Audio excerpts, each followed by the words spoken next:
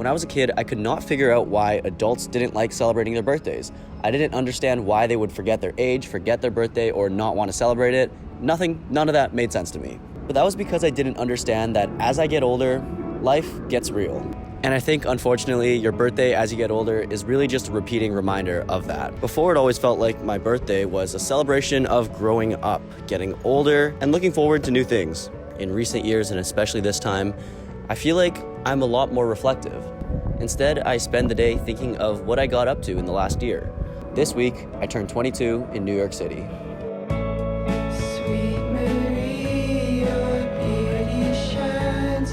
You are the wonder in my eyes. I just wanna be the man, so choose me.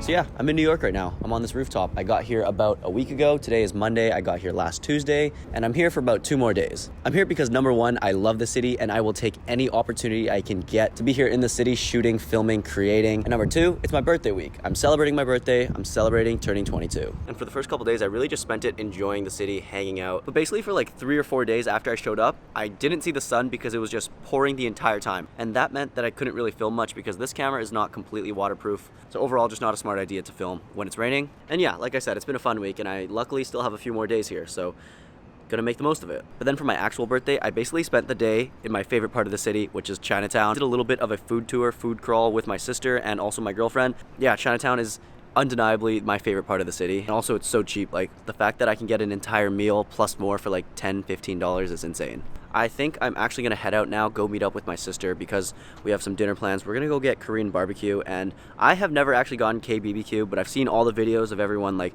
grilling the meat on the table. I'm super excited. I do know that it's a little bit expensive, but it's the birthday week, it's the birthday trip. Let's not skimp out. I also haven't eaten anything today except for a handful of popcorn, so I'm gonna make the most of it.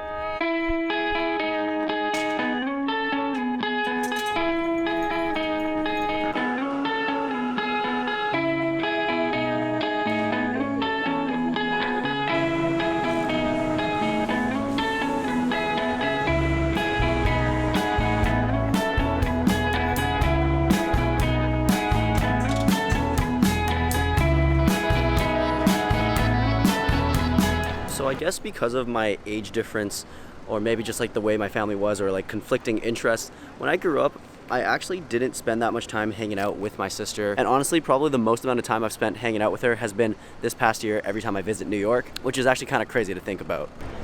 Also, it's pretty interesting because like my birthday is really close to my sister's birthday, and when we were kids, I remember we would always have joint birthday parties, and I hated that. Actually, my brother's birthday is also really close, so we would have these 3-way birthday parties. Basically, we would have one cake with 3 names on it, and that was the worst thing ever when I was a kid. But now it's funny because like 20 years later, I'm willingly in New York City, which is where she lives, and I'm actually willingly having like joint birthday celebrations with her. Completely different from what I used to be when I was a kid.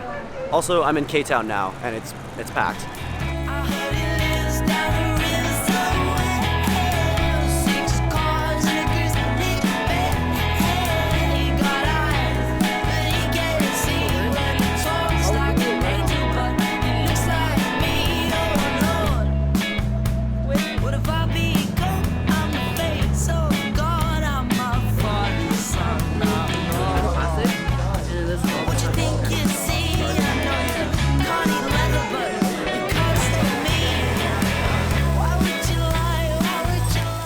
I am so full, but we have more food coming. It's all you can eat, so you gotta get your money's worth.